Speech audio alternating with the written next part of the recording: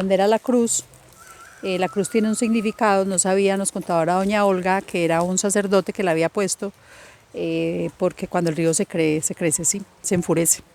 Este sitio es muy especial y muy emblemático para los nacidos en Pijao, porque esta es conocida como la calle de la planta, y allí, en esta casa azul, era la casa donde vivía la administradora. Muy, digamos, está en el imaginario colectivo, debería estar en el imaginario colectivo, porque aquí antiguamente había un lugar donde traían los muertos, el anfiteatro, los muertos de la violencia, pero muchos muertos que pasaron por ahí, y yo creo que la gente lo ha ido olvidando un poco. Ese es otro punto. El otro punto era que el río pues siempre se ha crecido y tuvo unas inundaciones muy fuertes, y si no estoy mal, una de las más fuertes fue en el 45 o en la década de los 40, que se supone que se llevó varias de las casas que habían ahí. Entonces yo creo que son referentes históricos que hemos ido olvidando. Para las generaciones futuras. Las casas de Bareque, la flora y la fauna, pues escuchamos El paisaje sonoro, el paisaje sonoro. El río. De las Cifuentes, de los Gómez Cifuentes. Ellos vivieron ahí, entonces en ellos nos podríamos apoyar en un momento dado para tener alguna información relacionada a este sector en esa época, desde el punto de vista histórico. Ellos se tuvieron que mover por una de las inundaciones que hubo, ¿no? Porque fueron varias. Y también otra cosa que fue muy determinante para nosotros fue la construcción del muro, que ese muro antiguo que había era el lugar donde la gente venía también, como a los niños, a correr, a mirar el río.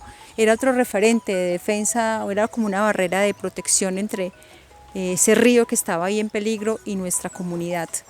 Pues yo creo que tiene potenciales desde el punto de vista de pequeños recorridos que se podrían hacer, porque antiguamente este era un sendero que se llamaba el Sendero Los Gavilanes, donde se hacía avistamiento de aves, pero además también hay una diversidad ahí de fauna, de flora, de árboles, pero también vemos que, como lo dijimos ahora, es un paisaje que está degradado y alterado por la mano del hombre, por la ganadería, porque no ha actuado como tal lo que está planteado en el esquema de ordenamiento territorial de protección. Pero también hay un enorme conflicto acá, que es una pequeña central hidroeléctrica, que es uno de los temas, digamos, de conflicto en Pijao.